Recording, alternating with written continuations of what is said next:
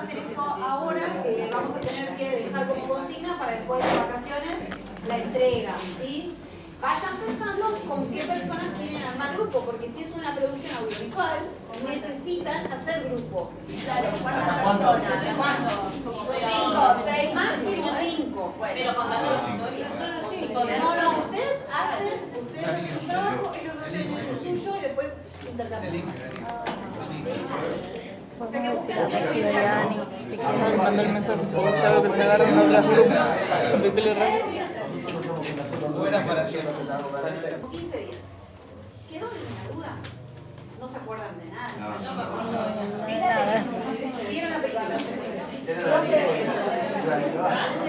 Ni la leí. No sé dónde carajo le saco. A ver, escuchemos la pregunta porque las respuestas también sirven. ¿Podría explicar la parte, creo que es en el capítulo 9, donde sucede algo raro que no entendí bien? Muy bien. No sé si soy la única. ¿Qué No, pasó? probablemente no sea Era la única que no.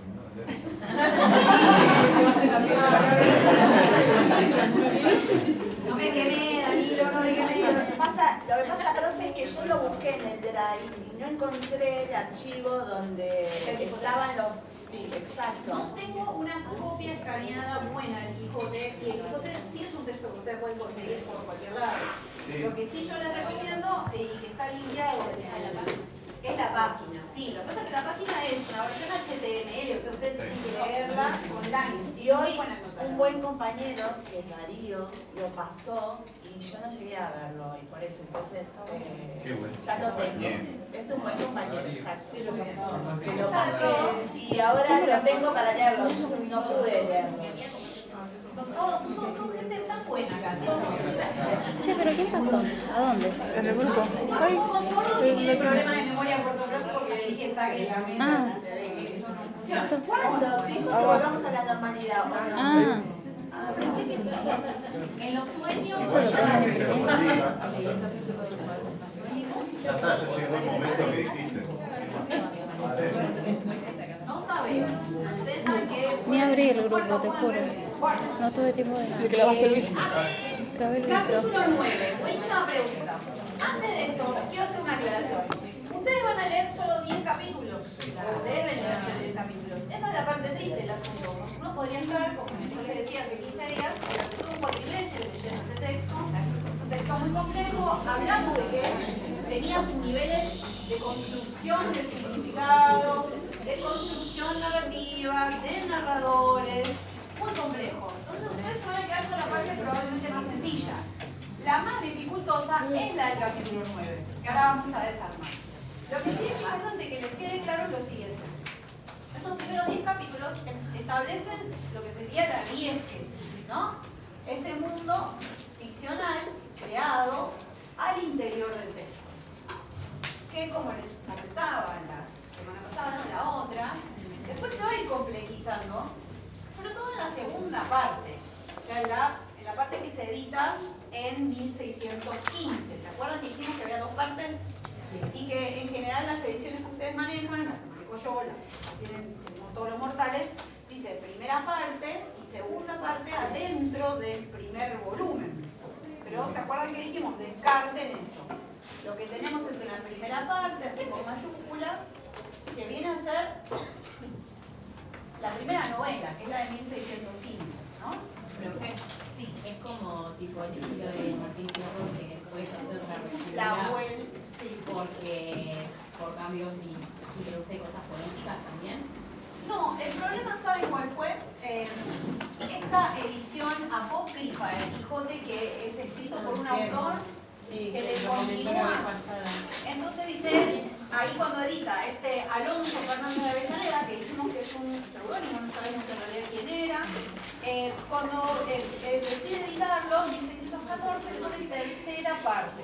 Entonces lo que hace Cervantes es eliminar la división por partes y directamente la segunda, que es la continuación cervantina de 1615, ya no tiene separación por partes. Pero a veces confundimos, entonces guarda con esto. Primera parte en mayúscula, segunda parte en mayúscula es el Quijote de 1605 y el Quijote de 1615. O sea, la primera novela y la segunda novela. Dentro libro está eso de primera y segunda parte, que está dentro de la primera parte. No le den bola a eso. Lo que sí sería más importante es que piensen, lo piensen en términos de salidas. Las veces que sale y vuelve del pueblo, eso sí es más importante. En la primera parte está la primera salida y la segunda salida. Vieron que dentro de los primeros 10 capítulos él va y vuelve. Vuelve porque lo apalean y lo encuentra un vecino, ¿no? Y cuando lo encuentra el vecino, él se confunde al vecino con un personaje de las novelas que lee. Entonces se lo llevan, él se queda convaleciente un capítulo, después hacen una revisión de su biblioteca y después decide volver a salir. Bueno, las primeras salidas son los primeros 5 capítulos, 4 capítulos, ¿sí? Y a partir de la segunda y hasta el final de esta novela que ustedes no tienen que leer, viene la segunda salida. ¿Sí? Y en la segunda salida, perdón, hacia el final, lo hacen volver, regresa de nuevo. Porque empiezan a aparecer personajes que todo el tiempo se están preguntando cómo hacer para que Don Quijote no se mate en alguna aventura de esas imaginarias y regrese a su tierra. Porque en realidad es un noble, empobrecido, pero es un noble y no puede estar haciendo pavadas por ahí, ¿no? En la segunda parte vuelve a salir y es su tercera y última salida. Después muere. Spoiler. Pero no saber que Don Quijote muere al final es como no saber que el Titanic se hundió. Claro, usted comentó que lo hizo, lo mató justamente para evitar... que alguien lo reviva, sobre todo porque ya venía de esta experiencia de plagio, ¿no? Pero se podía hacer una precuela, como hacen con las... Sí, es verdad. Pero él no vivió para hacer lo mismo que hacerlo. Superman. Sí, y a ver, las continuaciones eran muy comunes. El problema es que el que tomó el texto para continuarlo lo hizo para hacer los capítulos. Entonces, como venganza literaria, bueno, matar al personaje venía de menos, ¿no? Entonces, ustedes tienen solo la primera salida y el inicio de la segunda. Y en esos primeros 5 capítulos también, todavía no le contesté a la cosa, pero bueno, en esos primeros 5 capítulos lo que tienen es algo que para los cervantinos es como una gema preciada, que es el germen de la novela. Hay una hipótesis genética de que en realidad esta novela abarcaba los primeros 5 capítulos. Y que por algún motivo Cervantes decidió extender, irradiar esos motivos, trabajar con esta lógica de las aventuras y convertirlo en una novela que tiene 500 páginas en la primera parte y 500 en la segunda. Eso, si lo ven en la bibliografía, puede llegar a aparecer, se llama Ur Quijote. El Ur Quijote vendría a ser como el Quijote perdido, el proyecto, el Quijote arcaico. Cuando se lee Hamlet, por ejemplo, también se dice que Shakespeare planteó un Hamlet distinto y que después lo fue modificando y también se le llama Ur-Hamlet a eso. Son como los originales perdidos, el borrador, el proyecto maestro, que no sobrevivió, ¿no? Entonces, está bueno para pensar qué es lo que irradian esos primeros capítulos que después vamos a ver a lo largo de toda la novela, que ustedes, si quieren, en sus vidas o lo que fuera, la leerán por su cuenta, ¿no? Cuando vuelve a salir, se supone que ahí hay una decisión autoral de que ese proyecto sea mucho más largo, que sea extenso como una novela de caballería, porque las novelas de caballería son extensas. La semana que viene que vengo de mi casa les voy a traer una para que la vean, así como se edita originalmente en sus 2 partes, en la Madrid, por ejemplo. El capítulo 9 ya ocurre en la segunda salida y ya tenemos implantada esta lógica que es propia de la novela de caballerías y que toma para parodiar, que es la aventura de caminos. El caballero sale de algún punto geográfico determinado y va encontrándose una serie de enemigos, que en el caso de Don Quijote son imaginarios, ¿no? Pero esos enemigos son alguien con quien puede batirse a duelo o entablar algún tipo de batalla. Entonces, una vez que resulte victorioso, ese enemigo vencido se tiene que poner al servicio del caballero. Eso es el esquema básico de las novelas de caballerías y de todos los cantares de gestas refundidos. Ustedes leyeron cantares de gestas refundidos por eso leyeron algunos breves, pero Chrétien de Troyes, que suena ese nombre por Cava seguramente, tiene textos larguísimos, como el Santo Grial, por ejemplo, ¿no? El Graal. Bueno, cuando llegamos aquí al capítulo 9, lo que pasa en realidad es lo siguiente. Venía de una aventura de camino, ¿sí? En un coche con unas damas, ¿no? Hay una dama en particular. Ok, tuviste que volver.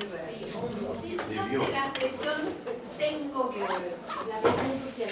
La presión se pudo pasar. Ok, muy bien. Hay una aventura, ¿se acuerdan que hablamos de episodios? Bueno, es una aventura porque es un conflicto narrativo que lo tiene como protagonista el mismo Don Quijote. Esa aventura se conoce como la aventura del vizcaíno, que es un personaje vizcaíno, eso que viene de Vizcaya, que es una región de España que tiene fuerte influencia del vasco. Lo habrán leído el personaje, no se entiende nada de lo que dice, ¿no? Porque habla con esa lengua propia de esa región, ¿no?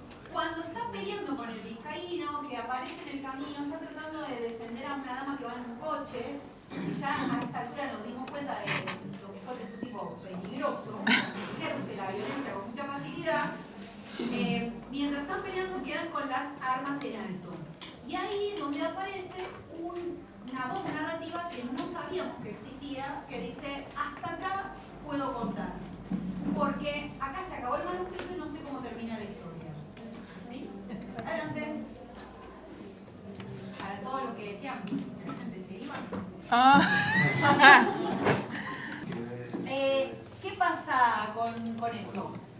Ahí empieza a aparecer un juego de narradores muy complicado, del que ya habíamos hablado un poco, hace 15 días, ¿se acuerdan? Este narrador resulta que empieza a ser protagonista del capítulo 9.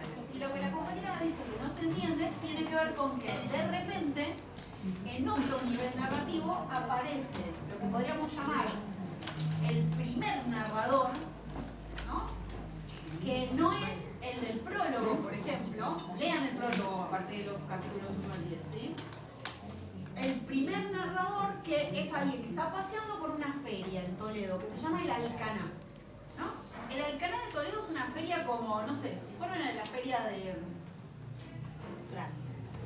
¿qué? Matadero. No, Recoleta, no la conocen. Si fueron a Liniers, a la feria andina, al mercado andino, fueron, péguense un paseo algún día. Es cuando de repente hay un espacio de muchas cuadras, ¿sí? Si fueron, por ejemplo, al norte, a las ferias que hay en Salta, en Jujuy, que a veces se hacen en lugares, son predios cerrados, son hangares, ¿no? Y hay de todo, bueno. Pero, y que hay comida, ropa, libros, lo que ustedes quieran, bueno. Eso así, bueno, si fueron a Perú o a Bolivia también. ¿La feria de Moreno o la feria de Libertad? Sí, la grande de Libertad. Esto va parecido a estos. Se le dice porque son lugares cerrados. Sí, pero grandes, aparte con mucha variedad de productos. No es que uno va a comprar un cuadrito, no, que es toda variedad. Y que además no es una feria cheta, como Plaza Francia. Es un lugar en donde hay de todo, ¿no? ¿Qué secuencia? Son más altos, ¿no? Bebida, ropa, animales, todo. En realidad, este Alcaná es más parecido a una feria de los países árabes. Si alguien fue a Egipto, a Túnez, ¿no? Son lugares, es entrar en un lugar donde se compra agua especia o zapatillas o una pelota de fútbol o helado, se come shawarma, así, ¿no? Y está lleno de gente por todos lados. ¿No? De la colectividad. Como una feria de las colectividades muy grande. Por eso le digo, mercado andino en Liniers, ahí tienen un ejemplo, ¿no? Bueno, en ese Alcaná es donde el narrador empieza a ponerse como protagonista y lo que dice es que caminando por ahí encuentra un vendedor de papeles viejos. Piensen que el papel originalmente se hace con trapos, entonces los papeles después se reciclan, se utilizan para distintas cosas, y entre esos papeles viejos se pone a buscar y encuentra unos que tienen una ilustración que les parece que son de Sancho Panza y de Dulcinea. Entonces reconoce a los personajes por el dibujo, porque están en árabe los textos, ¿no? Entonces lo que termina pasando es que él pregunta, ¿y esto qué es? Y son papeles viejos, y están a punto de ser tirados, se pueden destruir con facilidad. El papel se vende por kilo, puede ser para hacer un asado, para hacer más papel, para lo que fuera, ¿no? Entonces él busca en ese capítulo 9 a alguien que le pueda traducir. Entonces le hacen una traducción muy marginal, ¿no? De Dulcinea es la que mejor mano tiene para sacar cuerpos, dice Ventoso, ¿no?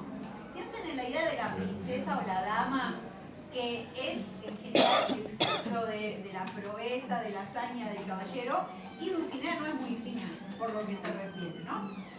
Entonces, cuando encuentra esos papeles, se busca un chico, un nenito que le pueda hacer traducción, se lo lleva a la casa, casi secuestro, más o menos infantil, lo alimenta con poco y logra que ese chico le haga toda la traducción de lo que sigue, ¿no? Y a partir de ese momento, el capítulo, para el capítulo 10, tenemos repuesto el hilo narrativo que se había mantenido en el capítulo 1. ¿Qué pasó con Don Quijote? ¿Cómo termina la aventura del vizcaíno y cómo sigue? Pero lo raro de ese capítulo 9 es el corte que de repente ocupa durante todo un capítulo lo que sería el backstage de la narración. ¿Cómo hizo para recobrar ese final que no podía seguir contando, ¿no? En esa parte lo que aparece claro es que El Quijote es una obra que parece ser una crónica histórica muy antigua y no queda claro cuál es el origen. Y aparte lo que se plantea en ese capítulo es que en realidad todo ese manuscrito hallado es obra de un historiador arábigo, o sea árabe, que se llama Cide Hamete Benengeli. Habíamos comentado que después de este capítulo va a empezar a aparecer mucho, ¿no? Ahora vengo, voy a buscar una silla. Ok. Muy bien. Sí, eso es importante que lo tengamos en cuenta porque, bueno, acá empiezan a aparecer un par de cosas complicadas. Primero, ir a buscar la obra más importante a un lugar lleno de árabes. Y dice aparte en algún momento el narrador que si buscara textos o objetos que se vendan en esa alcaná, en esa feria, en lenguas incluso más antiguas, también las encontraría. O sea que de forma indirecta está hablando de que podría haber cosas en hebreo. O sea, hay judíos ahí. Hay judíos y árabes. Recuerden lo que hemos hablado ya sobre los judíos y los árabes en la península ibérica, ¿no? Es importante que sepan que ahí hay dos minorías perseguidas, ¿no? Dos minorías religiosas, una es étnica y religiosa, si los árabes son musulmanes, ¿no? Una cosa no significa la otra. Entonces, eso también es fundamental, o sea que la obra central de este autor está en una lengua prohibida, ¿no? Una lengua perseguida. La lengua de un pueblo que muy pocos años después de la primera parte va a ser expulsado por decreto. Los judíos ya habían sido expulsados, ¿no? Después la otra es la de pensar que todo eso es obra de un historiador árabe, ¿no? Cide Hamete Benengeli, que después va a empezar a aparecer mucho en la obra. Y eso es contradictorio, porque todo lo que puede ser veraz en el texto, todo lo que puede ser verosímil, porque es un historiador, en principio tiene obligación de decir la verdad, lo está contando un árabe. Los árabes tenían fama de mentirosos. Entonces ahí hay toda una paradoja, ¿no? Y después está el problema de la traducción. El autor jamás va a conocer el original, no lo entiende.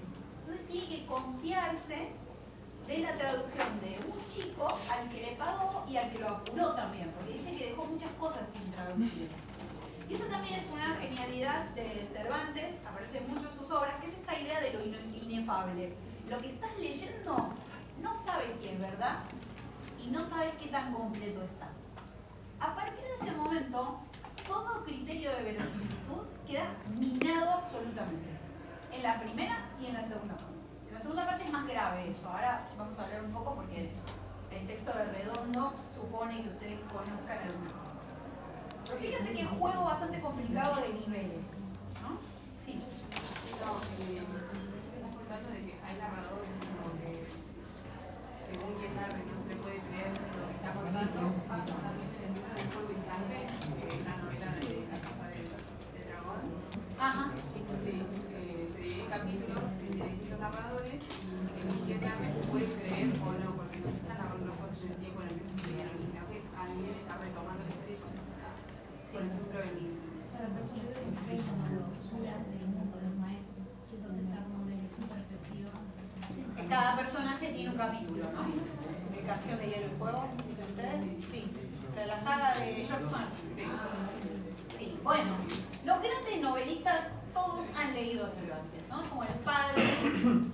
Todo el mundo dice que el Quijote es la primera novela moderna y sí tiene elementos asociados por eso. No es lo que pensamos cuando pensamos en novela, porque habrán visto que es bastante más sistemática y bastante más difícil. No tiene el ritmo que tiene una novela moderna, pero esos elementos están ahí presentes, ¿no? El tema de entender que una narración, esto es importante, siempre lo decimos, lo hemos dicho el año pasado, o cuando ustedes hayan cursado conmigo Historia 2, un relato no es la historia. ¿Vieron la diferencia que hace Genet entre historia y relato? Nosotros no estamos en la historia. La historia es un mundo mucho más grande, es un universo narrativo del cual alguien, una voz, una instancia narrativa, toma elementos y los ordena también por decisiones las que sean y construye con eso lo que nosotros vamos a conocer. Pero jamás nos olvidemos que un relato está reponiendo algo que ya ocurrió y que nosotros no vimos. Acción directa solamente la podemos tener en el teatro, o sea, en otro género literario que es el drama. Pero siempre que haya un narrador hay un filtro a aquello que pasa de la historia al relato. El orden, la perspectiva, de esto ya tienen que estar advertidos por haber leído el Lazarillo. El Lazarillo cuenta lo que se le ocurre, en el orden que él quiere, con lo que quiere contar. Cuando decide no contar, lo deja en claro además, ¿no? Y ahí uno ya empieza a trabajar con esta idea de la perspectiva. El Quijote es la obra maestra de la perspectiva en el siglo XVII. ¿Sí? Al punto que una de las grandes críticas, como les contaba la otra clase del Quijote, hace 15 días, es que había multiplicado mucho sus niveles narrativos, ¿no? Y que la gente no entendía. Por lo tanto, en la segunda parte reduce. Pero eso que no se entiende tiene que ver con esta búsqueda de la continuación, ¿no? Esta idea de que está contando algo que es muy valioso y de repente no tiene posibilidad de continuar y hasta por una cuestión azarosa o aleatoria, paseando por una feria, encuentra algo, pero porque está tirado ahí, porque se dio cuenta incluso tangencialmente que eso era la continuación, porque lo vio en una ilustración del texto. Y el texto aparte está en árabe. El tema este de las mediaciones. ¿Cuántos obstáculos para llegar? ¿Cuál es el sentido último de ese texto? ¿Puedo alcanzarlo?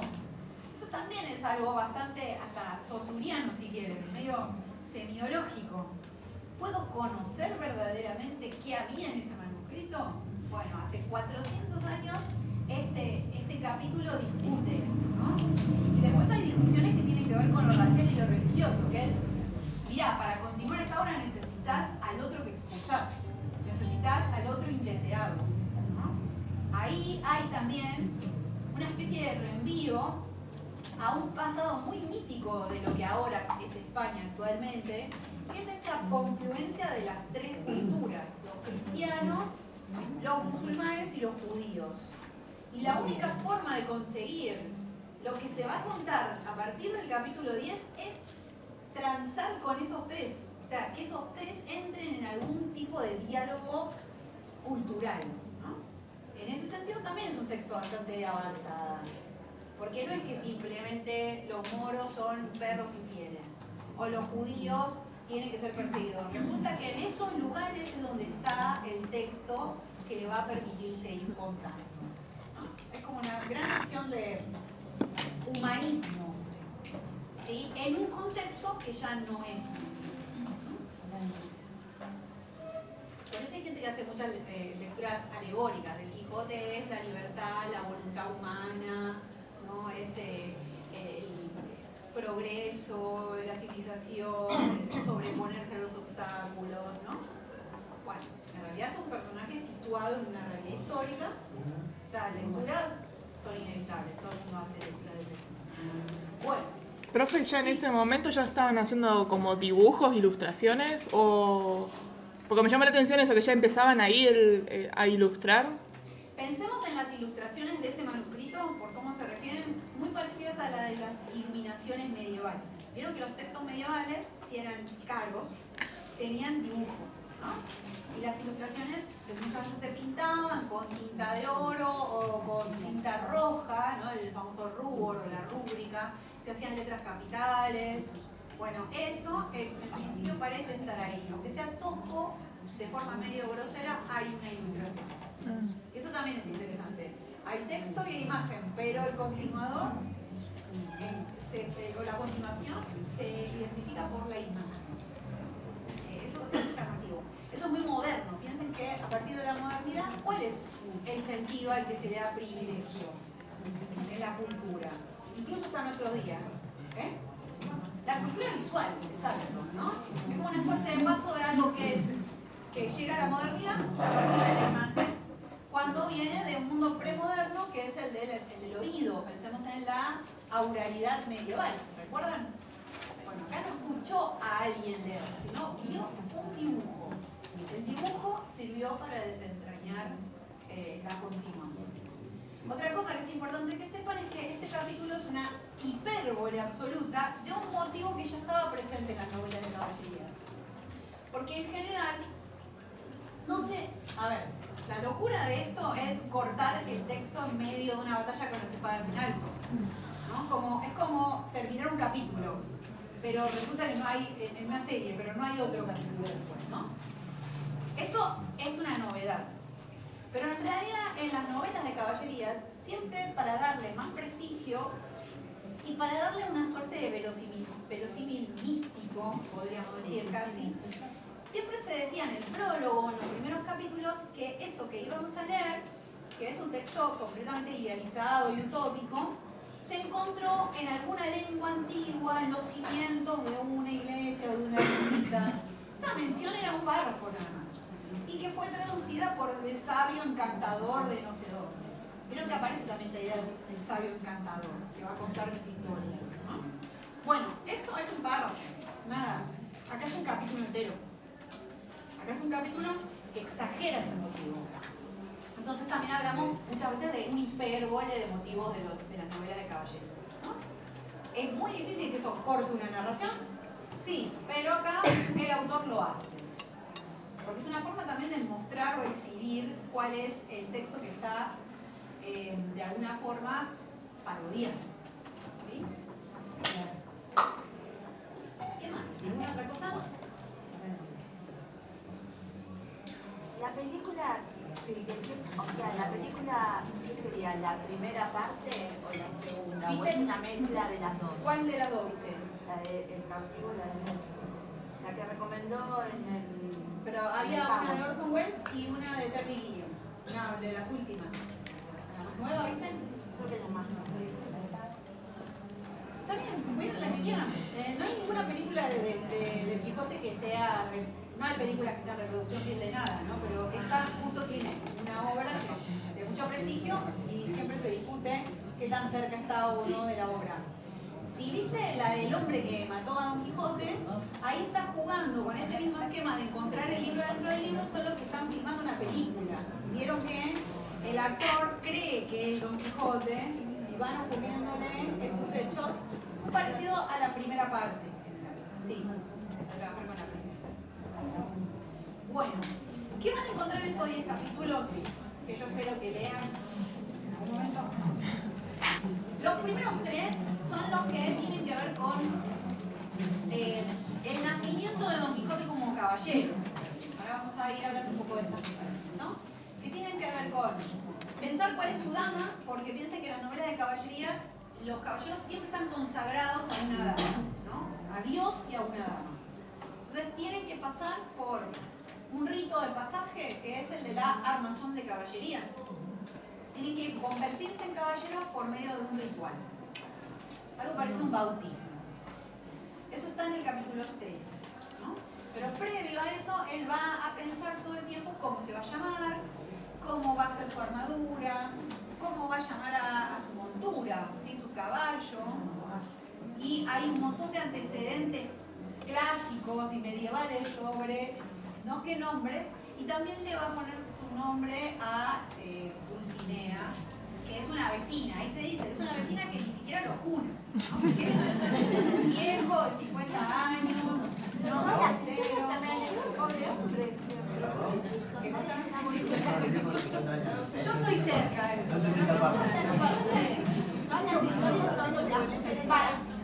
Para esa época era viejísimo. Pero lo que digo es que todas las historias que venimos viendo son pobre hombres, porque no le dan bolilla, no son amores correspondidos, son infieles. O sea, todas las historias siempre tienen las mujeres la peor fiel. Bueno, Vila, que es el autor del artículo que ustedes tienen sobre los mercaderes de Toledo, que hoy lo vamos a charlar, él siempre dice en sus clases que él es titular de literatura española del siglo de oro en la UBA, ¿no? Y él siempre dice, las dos figuras fundacionales de la literatura española moderna son un cornudo complaciente y un loco.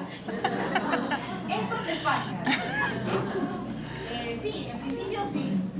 Porque, bueno, él tiene esta hipótesis que está buena de pensar, que la modernidad construye esos dos géneros un discurso erótico que es insatisfactorio, ¿no? Erótico no en el sentido de sexual, sino de vínculos entre los géneros, cómo se construyen esos géneros, qué ocurren los vínculos con hombres y mujeres, en principio porque está planteado de una forma muy binaria, podríamos decir, ¿no?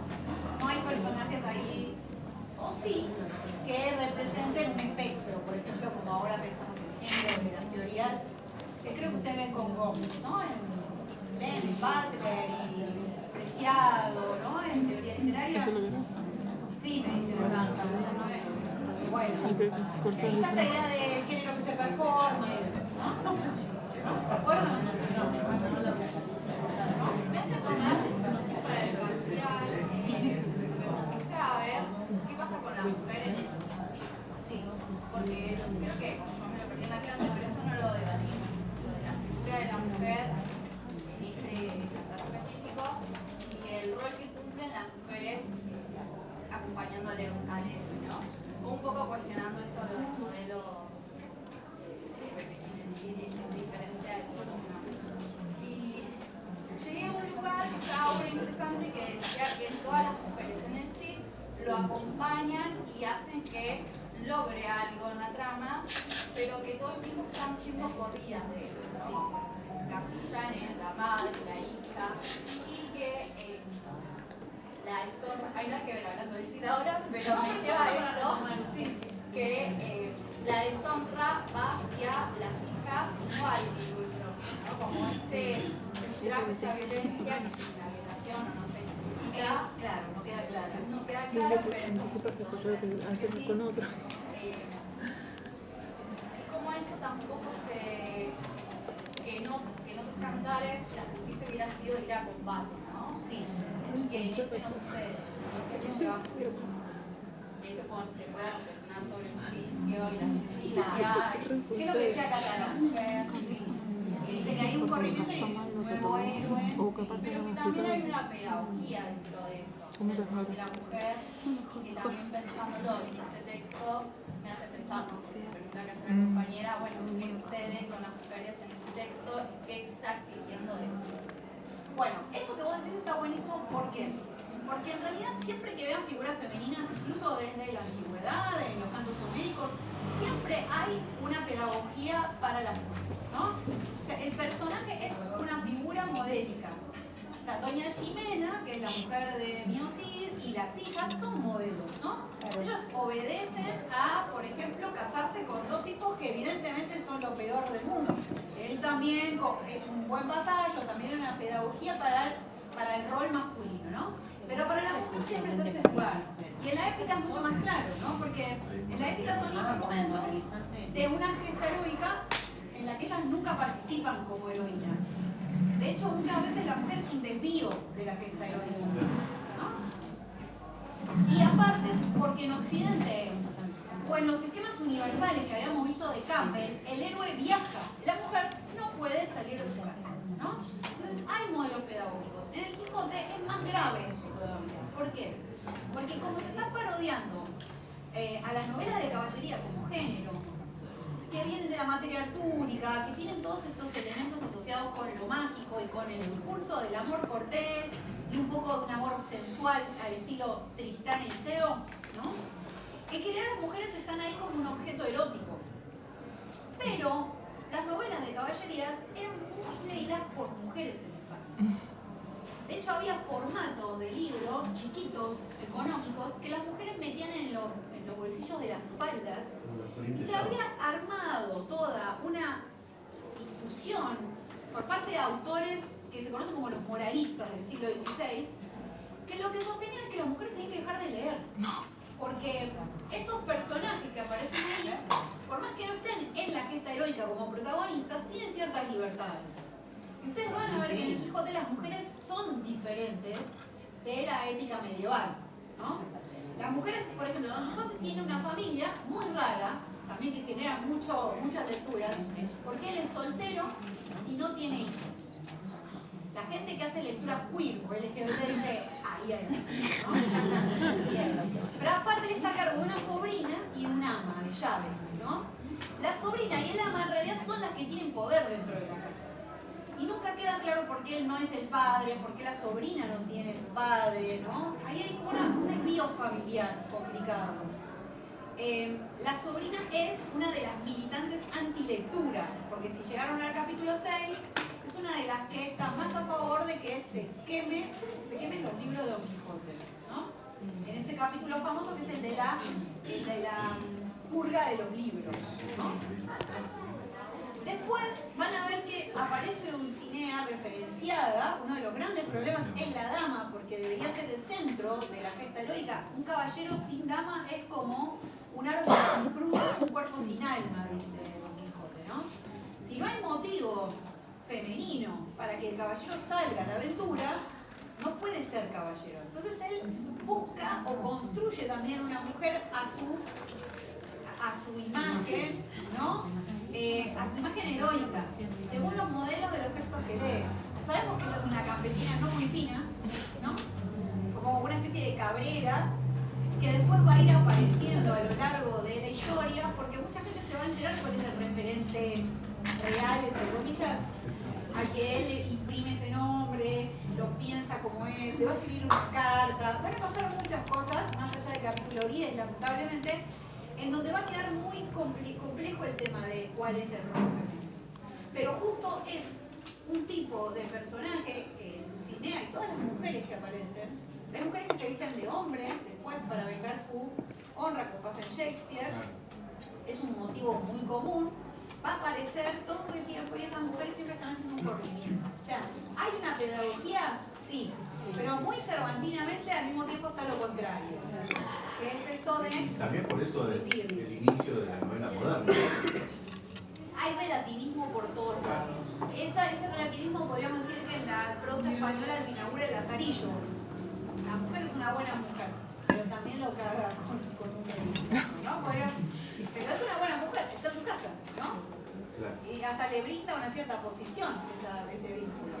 Bueno, en este caso... de buena también. ¿Eh? Que tanta de buena.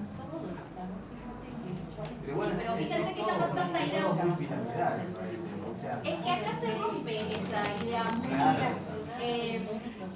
muy directa y estereotípica, si quieren, plana de los personajes. Que Doña Jimena es un personaje plano, es una mujer que cuando le dan la posibilidad de extenderse, su discurso directo, que va a referir el poema Vino Cid, es la famosa oración de Doña Jimena. Ella es un vehículo ideológico, ¿no?, para algo muy parecido a un credo, ¿no?, a las oraciones propias del catolicismo. Es una buena mujer, se banca que el marido se vaya y la deje sola, porque en definitiva eso es lo que hacen, aunque va a un monasterio y demás. No se corren ni un poco. En estas obras ya sí eso pasa, ¿no?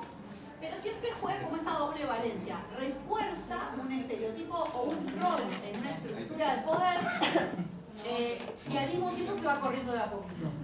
Entonces, muchas veces hay gente que dice, Cervantes es un feminista. No, es mucho. Pero Cervantes tiene personajes femeninos que sufren profundamente su condición de mujer y que la exponen. Lo que pasa es que por ahí, un capítulo antes, un capítulo después, ocurre algo profundamente patriarcal. Entonces, esas mujeres tienen como un vislumbre de libertad o de expresión y de repente vuelven a su cultura todo el tiempo. Eso es algo muy propio de Cervantes, el momento pendular. Hay personajes judíos en la segunda parte, o moros, los moriscos, y voy contando, a mí me expulsaron por esto, por aquello, ¿no? Hay uno, como para dar un ejemplo de qué pasa con las minorías, ¿no? En esta obra. Un personaje que se llama Ricote, es vecino de Sancho. Sancho se lo encuentra muy lejos de la aldea. Dice, che, ¿cómo andás? ¿Qué sé yo? ¿Y tu hija? La hija va a ser un personaje de una novela dentro de un episodio que ella se tiene que vestir de hombre, subirse a un barco para salvar al padre, bueno. Ricote le dice, sí, yo soy tu vecino, y le cuenta cosas horribles, o sea, cosas que tienen que ver con alguien que está desterrado, que tiene que trasladarse forzosamente, que tiene que enterrar todo su dinero, malvender sus cosas, separarse de su hija, llorar por su tierra. Y uno lee ese capítulo y dice, este tipo entendió lo que significa ser ese otro. Y cuando termina la historia, Sancho le dice, bueno, ¿quién te mandó a hacer eso? Y de repente todo eso abierto queda cerradito ahí. Es el vecino, es el tipo con el que él vivió uno al lado del otro muchísimos años. Conoce a su hija. El otro conoce a la hija de Sancho. Sancho tiene una hija también, una hija y un hijo. Entonces, todo eso de repente se abre una ventana hacia una suerte de relativismo y se vuelve a cerrar, ¿no? Eso es lo interesante, ¿no? No estás concluyendo nunca nada, ¿no? Pero que hace justamente al efecto en el lector. Sí. Eso es lo que lo vuelve un texto peligroso. Y poner en tensión en la época también. Es una tensión Porque muy moderna. claro, viviéndola en este momento, digo, haciendo una lectura después de toda la historia de la literatura que tuvimos encima, bueno, podemos decir eso. Ideológicamente incluso y dónde nos posicionamos, pero en ese momento tensionarlo de esa forma seguramente está abriendo otras puertas, ¿no? Sí, y se está abriendo al pensamiento moderno, claro, ¿sí? Al relativismo, algo que luego va a ser racionalista, ¿no? sí, Muy complejo. Y aparte con una capacidad para ver esa realidad social que no tiene ningún otro autor. pareció al naturalismo. Sí, por eso que hay gente que dice, esto es realista. Bueno, complicado, porque Claro. el realismo deberíamos pensarlo más adelante, ¿no? En el siglo XIX, ¿sí? Como ya lo habíamos tratado en otros espacios curriculares. Bueno, ¿algo más? Todo muy interesante. Sí, leyeron, pero... Bueno, a ver, para ordenarnos entonces, tienen esa primera salida, el comienzo de la segunda, y la lógica siempre es la misma. El personaje observa algo y le sobreimprime a eso que él ve lo que viene de sus libros, que son en general novelas de caballería, ¿no? Salvo cuando se encuentra con este vecino que lo lleva en el capítulo 5 de vuelta a su aldea y se lo confunde con un personaje, dice, de la Bencerraje. ¿Se acuerdan cuando hicimos el cuadrito de los tipos de narrativa? Y del lado de la narrativa idealizante decía novela morisca. Bueno, la Bencerraje es la novela morisca más famosa. O sea que otra vez empieza a confundir siempre desde el punto de vista de esas narrativas idealizantes, que son llamativas porque sabemos que es imposible que se encuentre en ese territorio con esos personajes, ¿no? Hay una suerte de degradación, ¿no?, que es propia de la parodia, que tiene que ver con un territorio inhóspito, desidealizado, muy concreto, muy identificable geográficamente, que es lo que él vive, ¿no? Los caminos de España, las ventas, las prostitutas, ¿no? Todo aquello que va encontrándose y todo lo que él observa desde el punto de vista más idealizado o idealizante que viene de esos géneros, ¿sí? Que son los moros o los moriscos, las princesas, los castellanos, o sea, los nobles que tienen un castillo, los castillos, todo eso es la lógica que lo va a mantener durante buena parte de la obra, ¿no? Entonces Entonces el efecto ahí va a ser el choque de expectativas. Él supone o se imagina como alguien con valores que ya son arcaicos para ese momento, ¿no? En un territorio donde todo el tiempo lo van a engañar, ¿no? Si él promete algo o le prometen algo no se va a cumplir, en donde el dinero está todo el tiempo atravesando las lógicas, ¿no? Vieron que el ventero le dice, usted tiene que tener a alguien que le lleve las cuentas y pague. Porque él decía, no, en los libros no dice que uno tiene que pagar. Los caballeros van por ahí y se les otorga por don, digamos, por la nobleza a la que pertenecen. Dicen, no, vos me debes la sopa, la cama, todo esto, todo lo que sirvió para la ceremonia, que era un poco de vinagre, un poco de esto, de aquello, bueno. Y ahí es donde aparece Sancho, como necesidad pragmática casi. Sancho es el escudero, viene a ser el auxiliar de, piensen en el Oliveros de Roldán, ¿no? Es siempre de Piluso. Claro, exactamente. En la novela de caballería siempre el caballero tiene que llevar a alguien que es el que tiene las alforjas con la comida, el que le lleva las cosas para curarlo si en una batalla queda mal herido, el que le da de pastar a los caballos, el que hace el trabajo del servicio, pero es un noble también, ¿no? Acá Sancho no es noble, es un vecino. Y es un vecino que, a diferencia de Don Quijote, y eso queda como en el aire de forma muy sospechosa, es cristiano viejo, dice, ¿no? Es alguien que viene de una familia de cristianos que no están mezclados con judíos. Es cristiano viejo, cristiano rancio. Lo cual deja a Don Quijote parado en una situación rara. No sabemos qué es, ¿no? Pero en principio es donde empieza esa aventura, que ya de por sí vuelve a parodiar lo parodiado, porque Sancho no es el escudero ideal, no es el tipo más práctico, está todo el tiempo pensando en comer, no se quiere alejar de su familia, porque tiene una familia además, a diferencia de Don Quijote, que tiene esa familia extraña, como heterodoxa, y además va engañado, o sea, es doblemente tonto. Si uno es tonto o loco, el otro es tonto. Porque él le dice, yo te voy a llevar y como premio, porque vos vengas a mis aventuras, vas a recibir como pago la gobernación de un reino. Vas a ser gobernador de una ínsula, le dice, ¿no? De una isla. Eso es un motivo parodiado de las novelas de caballerías. En general los escuderos, al término de su servicio, se retiraban y se convertían en monarcas de algún reino pequeño, que puede ser una isla, porque piensen que las islas tienen este elemento medio de territorio encantado, ¿no? Es un lugar cercado, aislado, lejos de la tierra continental, y es un reino de maravillas. El chiste es que después en la segunda parte sí le dan el gobierno de una isla y vemos a Sancho gobernador, un juicio, ¿no? Un juicio que en la segunda parte parodia el juicio de Salomón. Una de las mejores experiencias de Sancho y de los momentos más decepcionantes también, no de Sancho, sino del mundo. ¿Qué hace el mundo con Sancho gobernador? Porque en principio todo parece una burla, ¿no? Bueno, entonces eso van a encontrar, ¿sí? Lo que tienen como en el medio, como hechos aislados, si quieren, o lógicas diferentes de esta que venimos contando de ve una cosa, cree que la otra, en general sale mal. Siempre hay violencia resolviendo sus episodios. Él va a perder un pedazo de oreja, después le van a sacar parte de los dientes, va a ir todo el tiempo perdiendo, ya de por sí es flaco, ¿no? Le falta masa corporal y aparte tiene una edad muy avanzada para lo que hace y va a ir perdiendo parte de su cuerpo de alguna forma. Después vomita, le van pasando muchas cosas, en un momento se caga, en otro capítulo. Sí, va pasando muchas cosas, ¿no?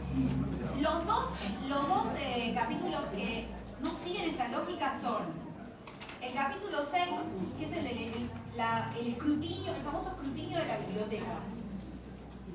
Léanlo con atención, se van a aburrir un poco, pero ya les puedo decir qué es lo valioso de eso. Y el otro es el capítulo 9, que es el de la Alcaná de Toledo, donde se encuentra la continuación.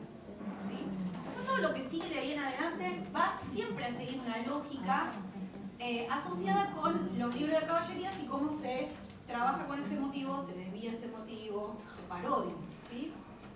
¿Qué hay en el capítulo 6?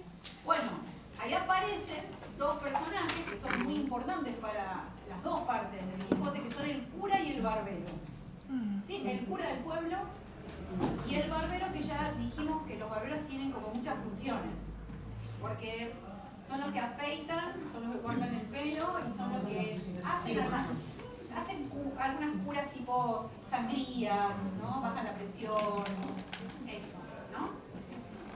El cura y el barbero han sido analizados, ¿no? Históricamente a lo largo de estos 400 años como el alma y el cuerpo, si quieren, ¿no? Son ahí un tándem, funcionan juntos. Y después terminan siendo, en buena parte de la historia, antagonistas de Don Quijote y Sancho. Porque van a hacer todo lo posible para que ellos vuelvan cuando vuelven a salir.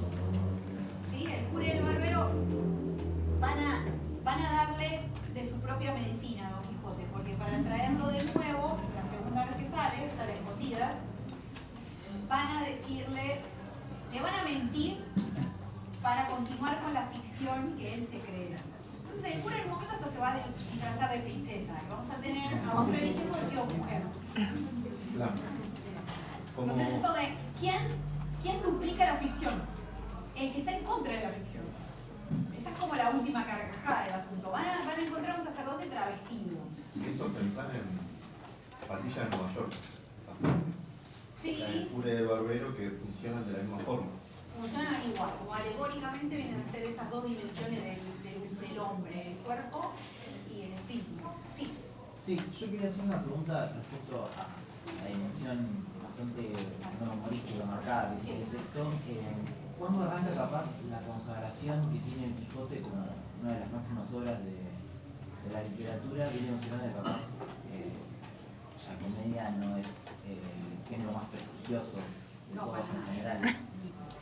¿Cómo fue recibido o en qué momento cómo se va construyendo la consagración? Porque bueno, la complejidad narrativa y todo eso es, bueno, lo puedo entender de ese lado, pero hay chistes continuamente. Sí, parece stand-up. ¿Cómo la parodia, claro, llega a ese nivel? ¿Me dejas que diga qué es lo que hay en el capítulo 6? Sí, sí. Y vamos, porque esa es una re pregunta la tuya, es muy buena. Capítulo 6 está bueno para pensar qué se leía en esa época. Entonces mucha gente lo trabaja como un episodio de crítica literaria. Está encapsulado ahí el comentario crítico sobre los libros más vendidos de esa época. Y es interesante porque ahí se pasa revista a qué novelas de caballerías leía Don Quijote, ¿no? Y el cura y el barbero se sientan a comentar, porque lo que están haciendo es expurgar la biblioteca. La van a limpiar de todo lo que pueda volverlo más loco a Don Quijote. Porque la idea es curarlo. Entonces dicen, bueno, esta no, porque esta es una de mis favoritas. Y resulta que el cura, que en realidad debería dedicarse a lecturas religiosas, es el que más lee esas novelas profanas, ¿no? Y ahí se le nota el vicio del lector. Entonces decide rescatar algunas y otras decide tirarlas al fuego. Porque lo que hacen después del capítulo 6 es prender fuego libros. Esa es la parte más violenta de toda esta secuencia, ¿no? Entonces se paran. ¿Y qué aparece? Aparecen novelas de caballerías, aparecen novelas pastoriles, ¿sí? Todas las que estaban del lado de lo idealizado, ¿no? Novelas moriscas, y una de los grandes interrogantes o de las grandes ausencias es que no hay textos religiosos. Una de las grandes preguntas es ¿por qué en la biblioteca de Don Quijote no hay obras consagradas a la moral cristiana? Eso después viene sumado de uno de los grandes detalles de las dos partes, o sea, en total 1000 páginas, en donde no lo van a ver nunca pisar una iglesia. Nunca. Una de las grandes preguntas de estos últimos 400 años. ¿Por qué el tipo no pisa nunca una iglesia? Vaya uno a saber, ¿no?